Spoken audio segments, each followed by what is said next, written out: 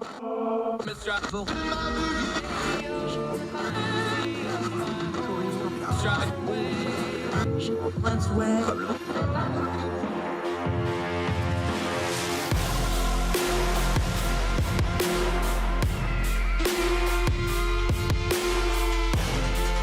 your host, Andrew Donaldson. This is Heard Tell. It's Heard Tell Show, Monday, January the 24th, year of our Lord 2022, continues to roll on as we get towards the end of the first month of January. So glad you're with us. Hope you all had a great weekend. Hope you and yours are well wherever you are across the street or around the world. A lot to cover on the show today. Sarah Montalbano from Young Voices, going to talk to her a little bit about COVID on campus. The little bit not as talked about, we talked a lot about K through 12 and the effects of the COVID pandemic and the various things that have happened on that part of the education system. We're going to talk a little bit more about post-secondary, colleges and university, how COVID has affected them. Also, she has an opinion piece out about some legislation that was in the infrastructure bill regarding DUIs, smart technology in car for DUIs, how that raises privacy concerns, how that tech is maybe not matching up with what the regulation is trying to do, and is that a good idea or not? So we'll talk to Sarah Montalbano a little bit later on the program. Also in the show with a pretty funny story where the state of Missouri decided to put out an all points bulletin for the Joker from Batman. No, I'm not joking. Also, we're going to talk about platforming and deplatforming and turn down the noise on social media a little bit when these folks want to have these big exoduses and boycotts from the major platforms. We actually have some data on how well that goes, or more specifically, how well it's not been going for them and how it turns out it's basically hurting the same group of cats back and forth. We'll get into all that in a little bit. But first, let's start overseas. We've been talking a lot of domestic politics lately, but there's been some rumblings going on overseas, wars and rumors of wars. We've talked about Russia. Russia and Ukraine are at the brink of crisis. They have been for a couple of weeks, but things are really getting cranked up now from the BBC World Service. U.S. orders families of embassy staff to leave. Guess they learned their lesson. They're actually going to try this ahead of time for a change. The U.S. has ordered, quoting from the BBC, the U.S. has ordered the relatives of its embassy staff in Ukraine to leave amid rising tensions in the region. The State Department has also given permission for non-essential staff to leave and urged U.S. citizens in Ukraine to consider departing. In a statement, it said that there were reports that Russia is planning significant military action against Ukraine. Russia has denied the claim that it is planning to invade Ukraine. The State Department has also warned people not to travel to Russia due to the ongoing tension and potential for harassment against U.S. citizens. That last part is in quotes from the bulletin. Quote, there are reports Russia is planning significant military action against Ukraine, an advisor for the State Department said. A State Department official told the AFP news agency that the embassy will remain open, but repeated warnings from the White House that an invasion could come at any time without further warning. They said that the government will not be in a position to evacuate U.S. citizens in such a contingency. Boy, did we learn that lesson the hard way in Afghanistan, but I digress. The head of the Military Defense Alliance, NATO, has warned that there is a risk of fresh conflict in Europe after an estimated 100,000 Russian troops amassed on the Ukrainian border.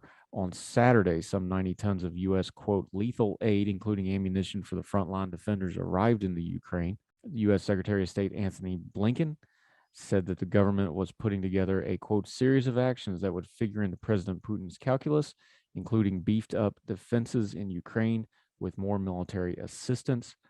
Russia has seized Ukrainian territory before when it annexed Crimea in 2014. Let me pause there. Annex is a nice way of saying they lied, swindled, and invaded Ukraine, a sovereign nation, and took over the Crimean Peninsula. We'll get back to that in a moment. Ever since, Ukraine's military has been locked in a war with Russian-backed rebels in the areas to the east near Russia's border. An estimated 14,000 people have been killed fighting in this region already since 2014. On Sunday, the UK Foreign Office, that's roughly equivalent to the U.S.'s State Department, accused Mr. Putin of planning to install a pro-Moscow figure to lead Ukraine's government. UK ministers have warned that the Russian government will face serious consequences if there is an incursion. Again, that's from the BBC. Listen, we can't get into this too much because we're not sure what's going to happen yet. Not to be all doom and gloom, the Ukraine military is much more formidable than it was in 2013 when the Crimean invasion happened. And Russia has to worry about losing face on the battlefield. They can't afford to do that. So maybe Putin will slow down. We will see.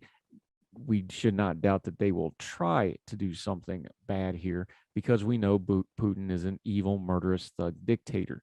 For some reason, there is a group of commentators, both on the left and the right, who want to just dismiss this with a hand wave, saying, well, Ukraine's none of our business. And if you dare bring up that it might be a little bit of our business, they will start screaming immediately, why don't you send your sons over there to fight, and other duplicitous stuff, answering a question that nobody's asking. Nobody's saying that the U.S. should be directly militarily involved there here, and the fact that they jump straight to that gives their game away.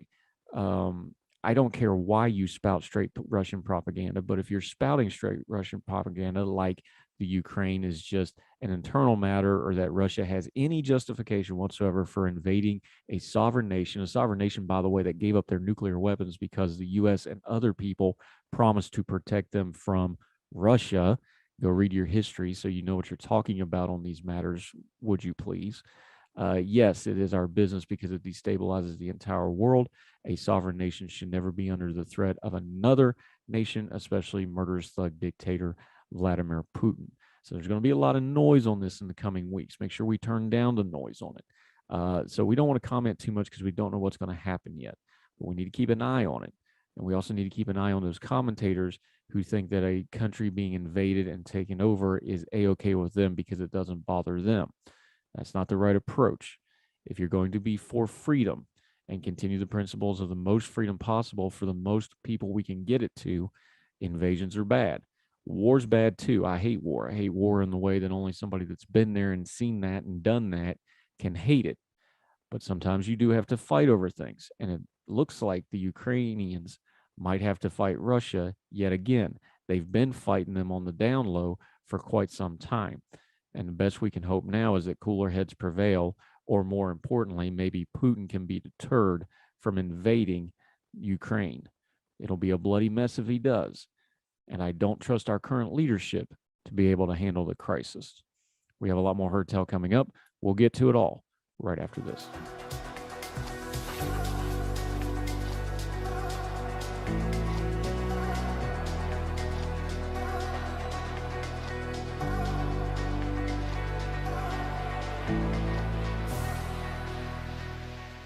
Welcome back to Heard Tell. You ever notice periodically on social media, folks get upset, or some big name personality gets banned, or somebody gets mad, and they insist that they're going to leave insert social media company here forever and go off and do their own things. This has happened a couple times.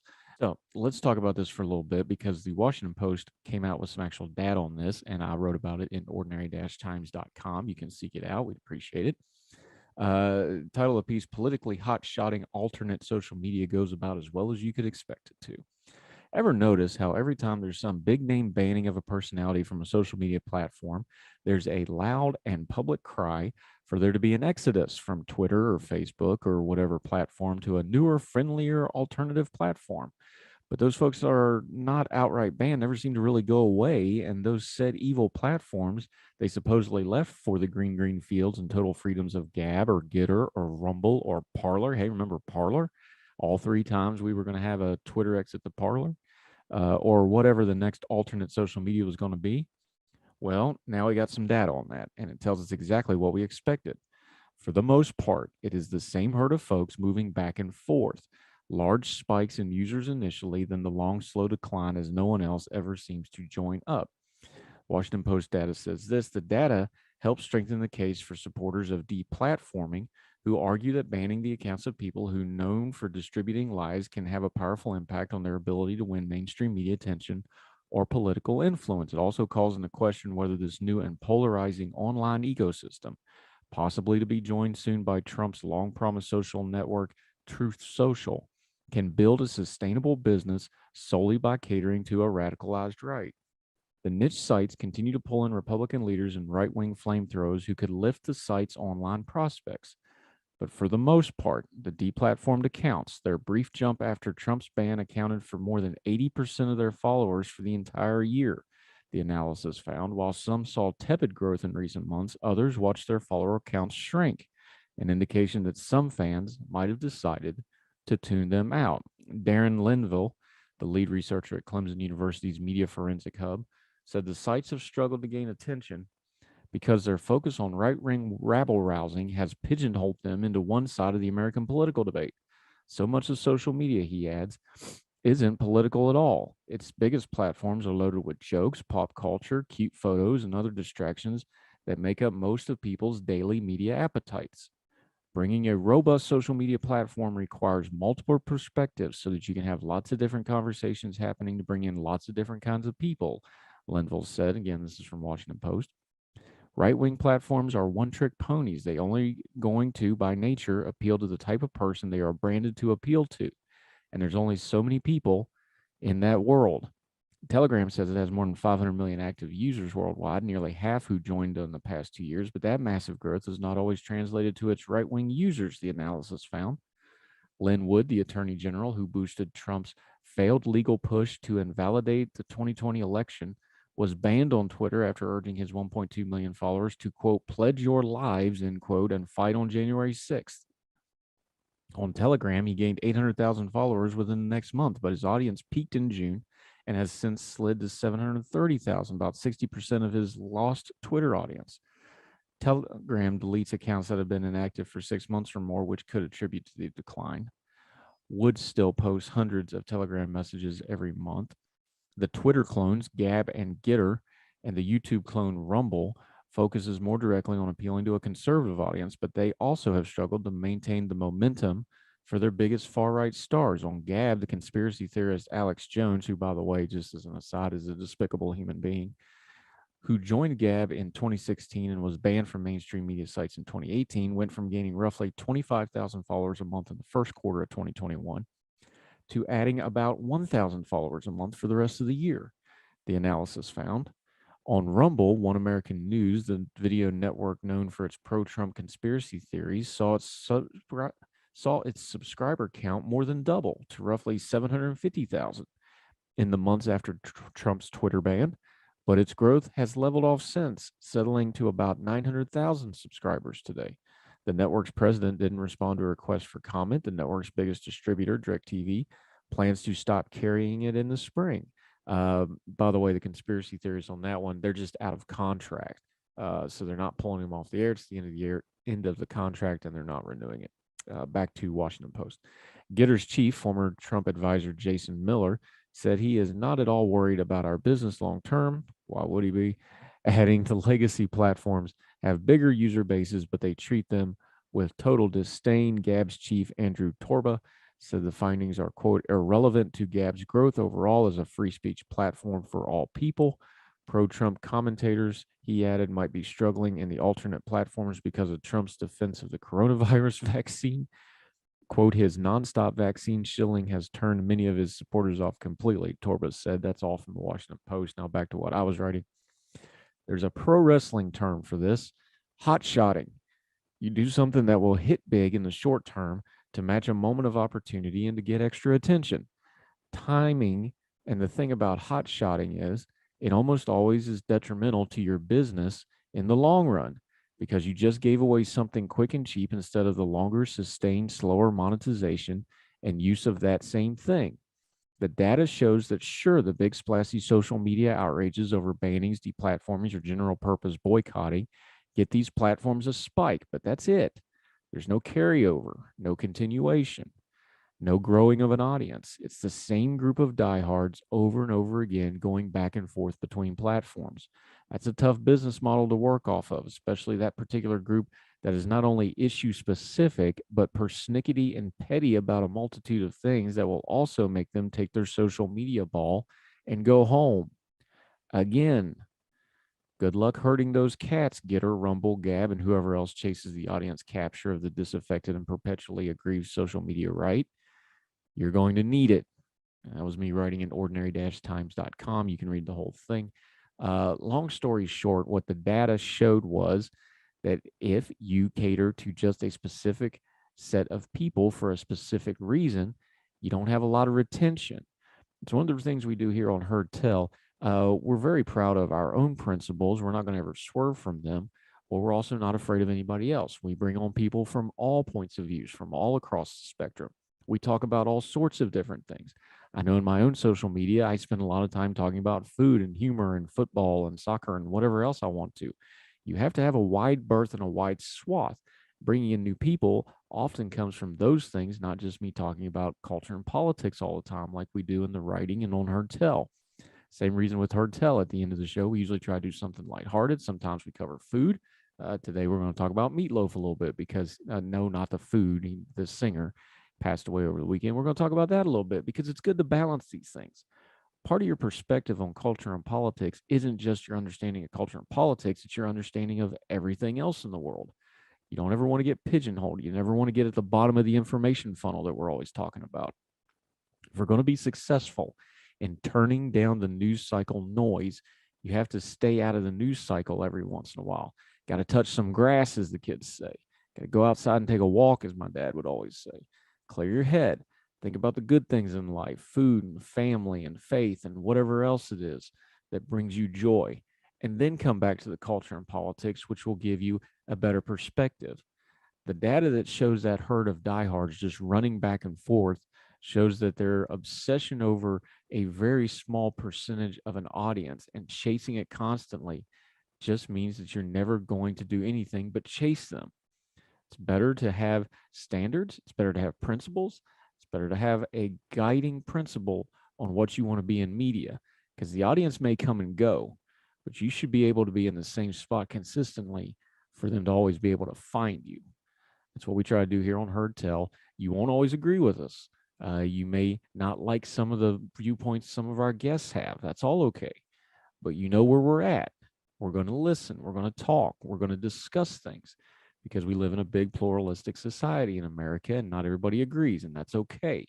We're not going to lose our bearing over it. We're not going to scream and shout and demand everybody else has to be quiet. We'll hear them out, and then we'll fight our corner accordingly. That's the better way to do these things. That last term there, audience capture, I'll bring to your attention.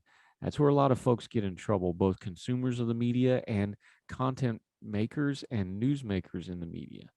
If you're chasing an audience, you're always going to wind up in trouble. Back when I first learned how to fly airplanes in flight school, my instructor got on me. He's like, you got to stop chasing the needle. And what he meant by that was if you're trying to fly an absolute perfect heading all the time, it's never going to work because there's no such thing. And you just end up chasing the needle, and the needle bounces back and forth because you're trying so hard to stay just right where you want to be. It's not healthy for anybody, and it's not really possible. A lot of people chasing the needle over audience capture, and they're chasing the needle over specific culture and politics. And unfortunately, they miss a whole lot of other important stuff going on. We'll do more Heard Tell right after this.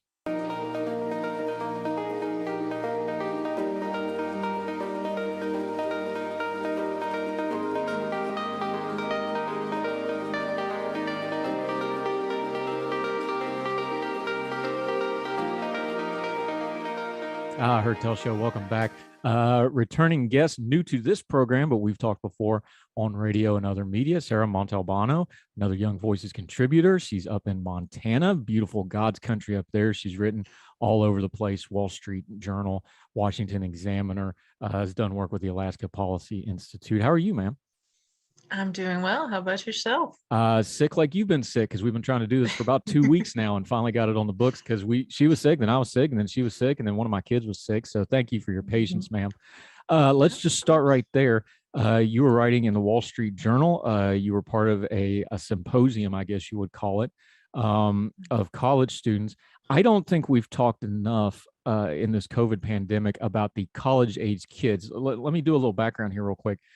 We've spent a lot of characters and ink for the last decade or so about the generation that went through college during the housing crisis in 08, 09, 2010, and how those folks who are now in their 30s and closer to their 40s, how that crisis affected them. I really wonder, with 2 years of COVID, the college age generation right now, how that's going to affect them going forward, both in their politics and their culture and how they see things. I don't see any way that wouldn't be a major effect on them, is there? Oh, absolutely. I mean, I went into college in 2018. I had one normal year, and then I had two COVID years, and now we're finally just starting to get back to normal, but we still have to wear masks. I think most college students are over it at this point, including myself. What do you think?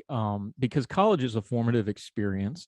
Everybody still has that kind of classical, oh, you go live in the dorms for 2 or 3 years, that kind of thing in their head. We understand college is much more diversified now with online learning, hybrid learning, these things. But that time period, that 20 to 25, 18 to 24 time frame, it is formative.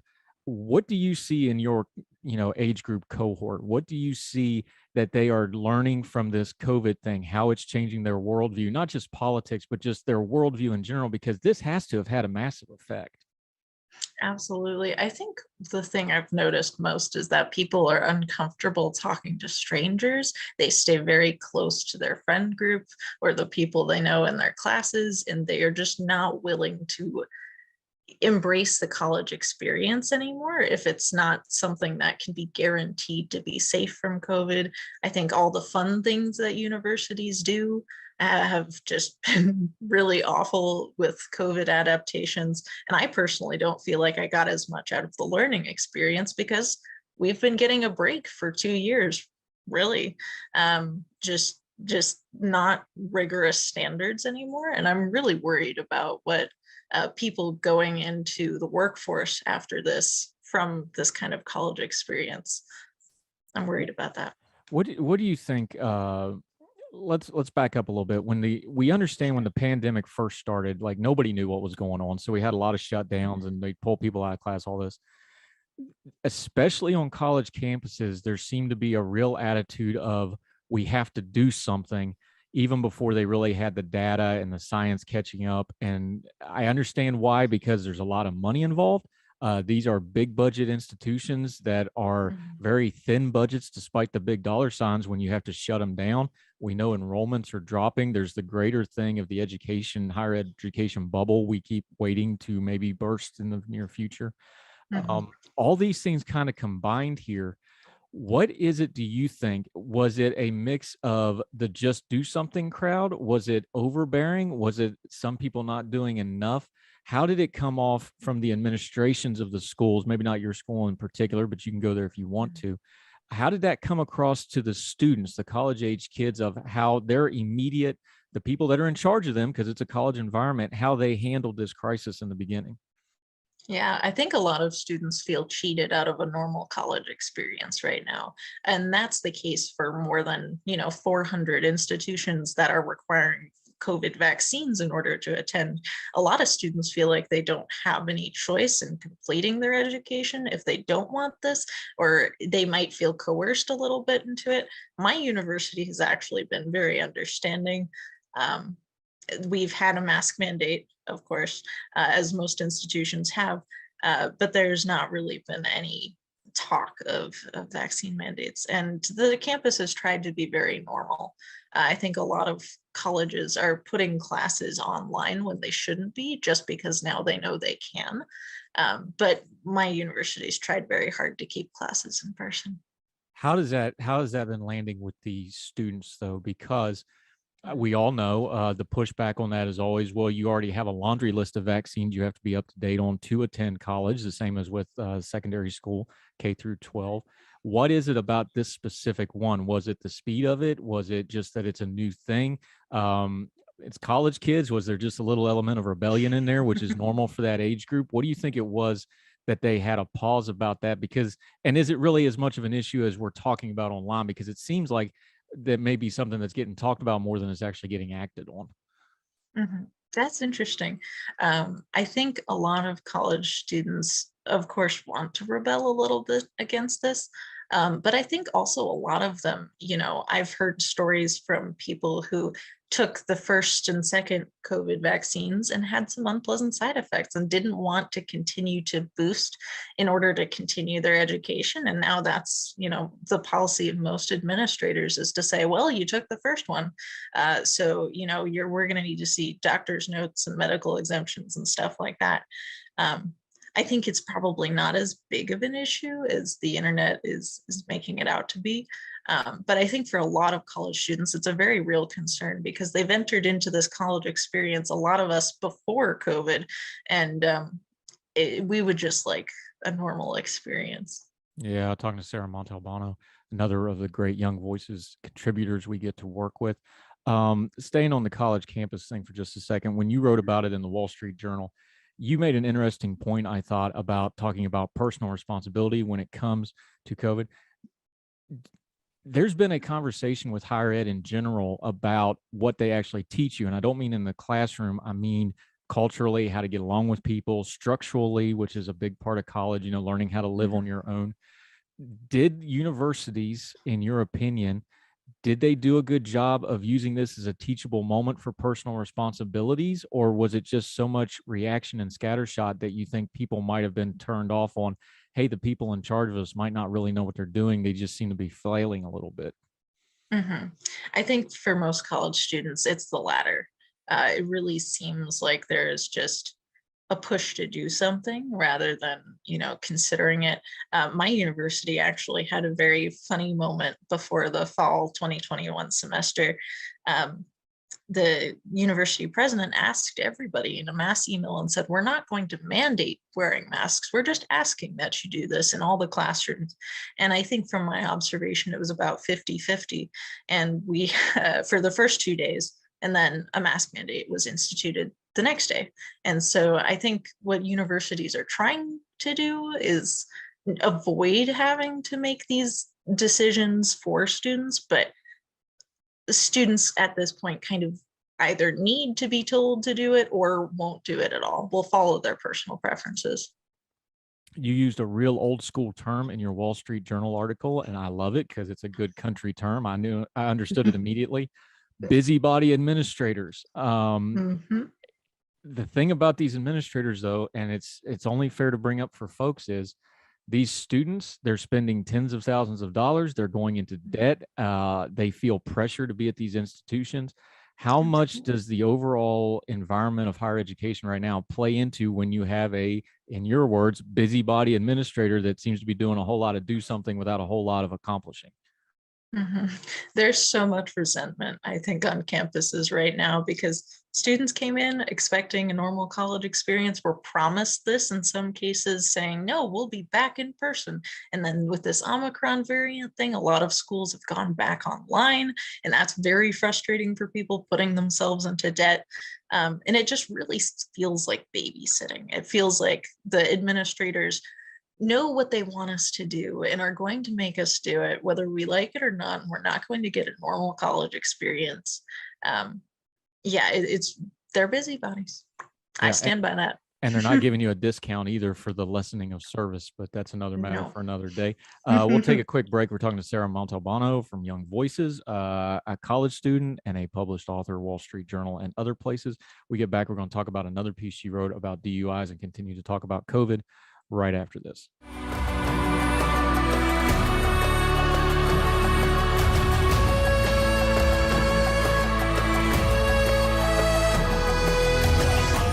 Welcome back to Heard Tell. We're continuing our conversation with Sarah Montalbano up in God's country in Montana, where I'm betting it's not very warm today. No, she just kind of shook her head. 14 degrees. It was snowing all night. 14's not a bad day up there, though, for not this time of the year, though. No. We went through Cheyenne in the middle of a winter one time. It was like -20 with the wind chill. It was ridiculous. You have written a piece. It was a while back, but I think it's worth bringing back up for the American Spectator. You were talking about the government in your car. Now, let's preface something. DUI is a horrible, awful thing. We could talk all day about the criminal justice system letting people on the streets that have 3, 4, 5, 7 DUIs. It's absolutely atrocious. Nobody wants DUIs. Nobody wants anybody on the road under the influence.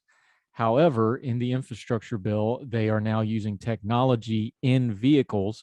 Just set this up for folks. What was actually in the infrastructure bill, what was passed, what it's supposed to do, and the idea of what they wanted to accomplish before we get into what we think it might or might not accomplish. For sure. Yeah, obviously DUIs are horrible. We don't want to see this. the infrastructure bill passed a section, Advanced Impaired Driving Technology. It basically directs the Secretary of Transportation to issue a rule within 3 years that requires advanced impaired driving technology in all new vehicles. In the language basically says either it can passively and accurately detect blood alcohol concentration, or it can passively monitor the performance of a driver. That's about the extent of what the bill actually says, and it leaves the implementation details up to the Secretary of Transportation. Yeah. Now, having with what we do, we read a lot of these bills. That's a lot of wordy word, we call it. That's a lot of open-ended, hey, we would like for this thing here to happen, which legally doesn't have a whole lot of binding. What's the danger of this going forward? Or is this just kind of a, gee, this would be nice sort of piece of legislation that doesn't really have any teeth in it? Because when you get to the letter of the law, there is no letter of the law to the way this is specifically written. But clearly, this is kind of a marker for what they want to kind of go for in the future, isn't it? It absolutely is. And they're kind of punting it down the road a few years. The Secretary of Transportation is supposed to issue a rule about the actual technology that is supposed to be included within 3 years. And then I believe automakers have 3 years after that in order to actually implement the technology and put it into new cars. And so that could be as early as 2026. It could also be punted down the road for 10 years. And the Secretary of Transportation can say, Congress, here's why we haven't been able to do this. The technology is just not there yet. And I think that's probably the best case scenario for this kind of law. Now, the ambiguity here isn't just in the letter of the law, as we're kind of facetiously calling it here. Law has to be written specifically. And when it comes to impairment, there is no federal universal standard for impairment. Some places it's 0.5, some places it's 0.8, some places it's lower. This is also a part of this problem is how are you going to have technology, which is data code? It has to be very specific. The laws themselves for impairment aren't going to fit nice and neat into programming, are they?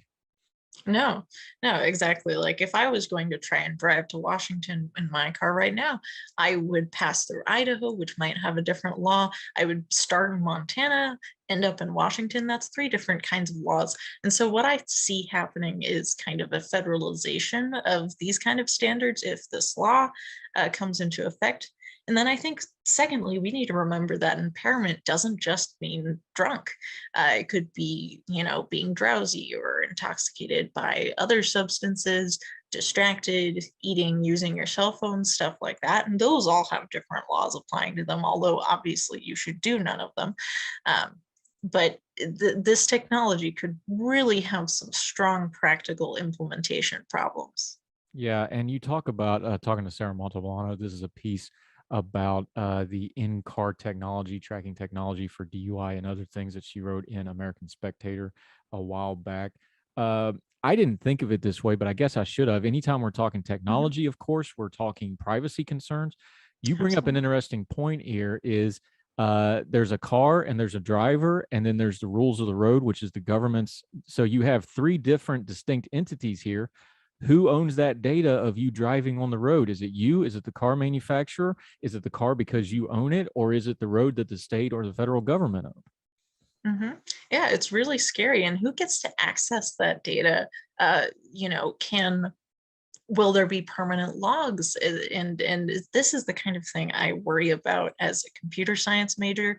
I understand that it's pretty easy to exploit software vulnerabilities. And I think the fact that these logs there will be data collected by this software. And that could be available to enterprising hackers. It could be available to law enforcement and the government. Your automaker was probably getting it too.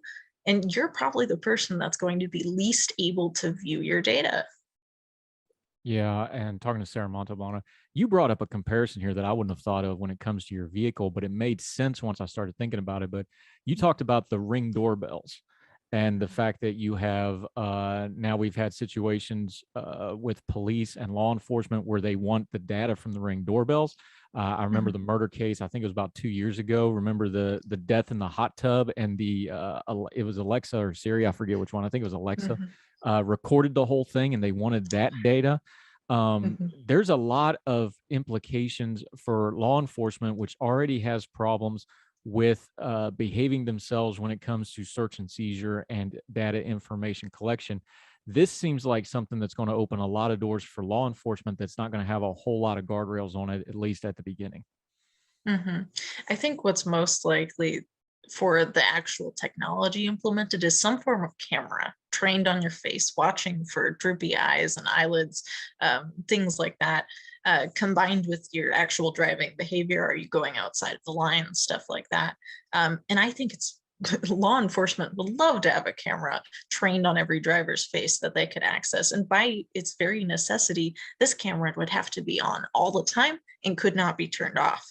And that's the kind of thing I think is really scary, especially with the ring doorbell cameras. The law enforcement has already shown themselves really enthusiastic to get this information from cameras. This goes to a bigger question, but you are a computer science person, so I'm going to go ahead and just go there with you. We are getting ready to have a debate in our society about identity. This is really getting down when you're talking about this camera is, do you own your own face? Do you own your own identity? So of course they'll say, well, this is going to stop DUIs. We all want that. We've already predicated that. But do you have a right to not be videoed? And that's something that in our society, we're getting really close to needing to have a reckoning on. And I don't think people really recognize that I know I tell my kids, I have teenagers and adult children now. I tell like, if you're not at the house, if you're out in public, just assume you're being recorded, because that's the world we live in. But we haven't had that conversation as a society yet, have we? Of, do you own your own face and do you have a right to not be videoed yet? Because this is where all this technology is going one way or the other, isn't it? No, I absolutely agree. And it's a rich debate. And you can probably guess what side of that I fall on. But as a computer scientist, you have to think like, is an image of your face an agglomeration of pixels? Is it a stream of bits and bytes that just form your image? Or is this something more philosophically important than that? Is this just substantially and fundamentally different from any other sort of data that's collected about you?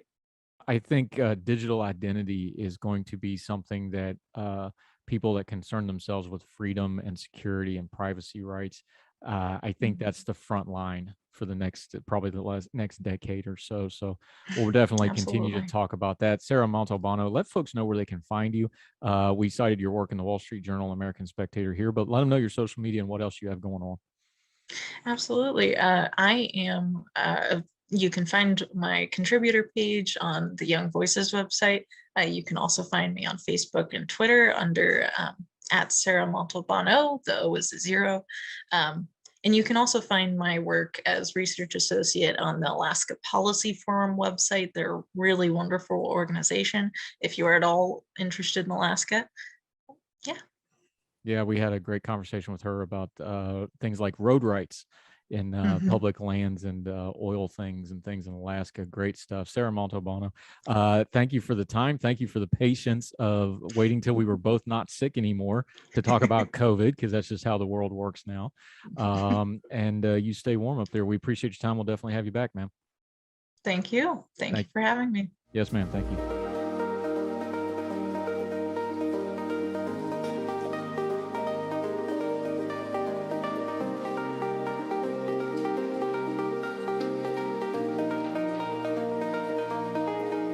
Welcome back to Heard Tell. Over the weekend, sad news in the music world. Meatloaf died. The legendary rock and roll singer from the 70s had a massive comeback in the 90s. He was also an actor. He was also on some reality TV in more recent years. Big personality, big, over the top, loud, extravagant performer. Real one of a kind. I unapologetically love Meatloaf's music. I find it fun. It's very polarizing, of course. People either love it or hate it. Anyway, I took to the pages of Ordinary-Time to write about it. And I wrote this. Our friend Kristen Devine already explained Meatloaf so well during her deep dive into the auditory rabbit hole that is Jen Steinman's music, that all that is required here is to repeat it. Quote, listening to a song by Jim Steinman is an exercise in musical gluttony. If a human being was a Steinman song, that human being would look pretty much exactly like 70s era's Meatloaf. With the passing of both Steinman in April of 2021 and now Meatloaf yesterday at the age of 74, the music world is a much less interesting place. I unapologetically love Meatloaf's music. The alarm on my phone for years has been the bombastic, full-throated pipe organ opening of Home by Now No Matter What, yet another of the seemingly endless Steinman-Meatloaf collaborations that ranged from the twisted adolescent ragers to ballads that could be soaring or touching, and often both. Steinman's theory on musical imaging being that if less is more, imagine how much more would be, found its perfect conduit in Michael Leah Day.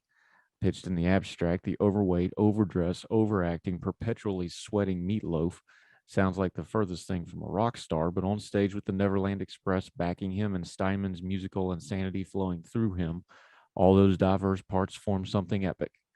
Even that term, rock star, was something he hated and would have pushed back against. Singer, yes. Actor, absolutely. Sex god, well, that's cringy, but by 70s standards, whatevs. But not rock star. He's performing, don't you see? Always, all the time, cranked to 11.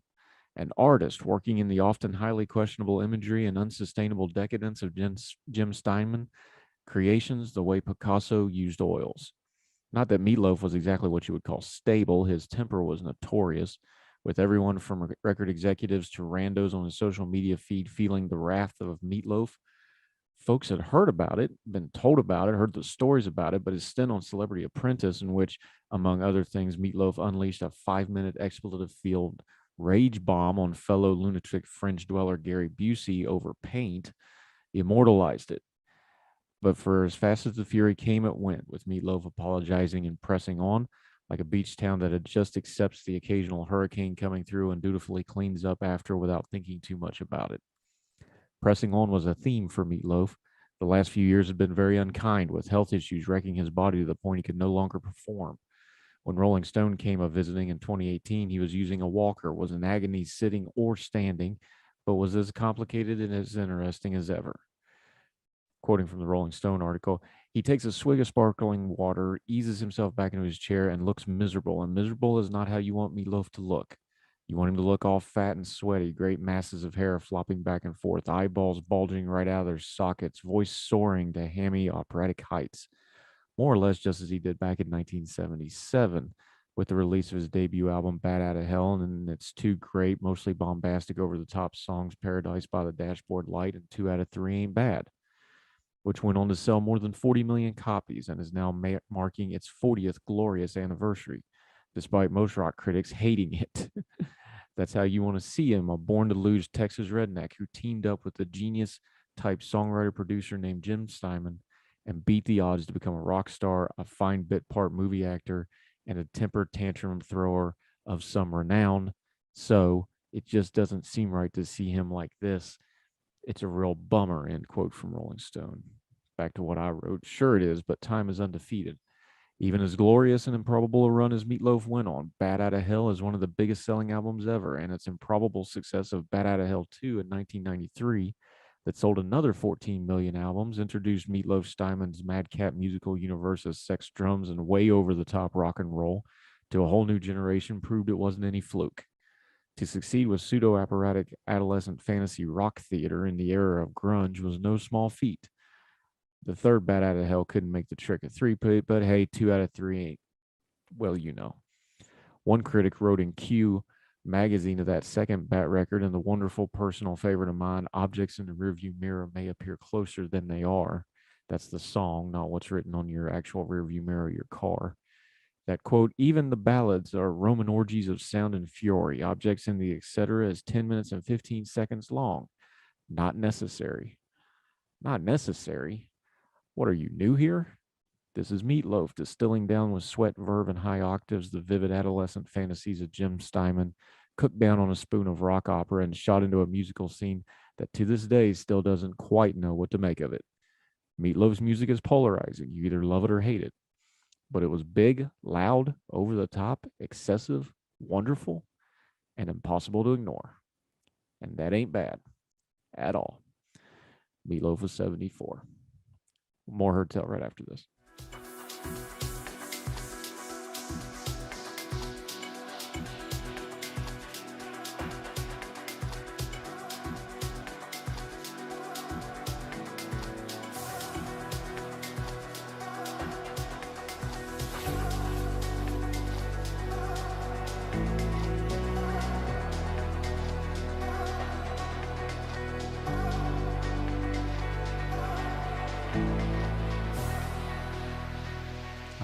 Welcome back to Heard Tell.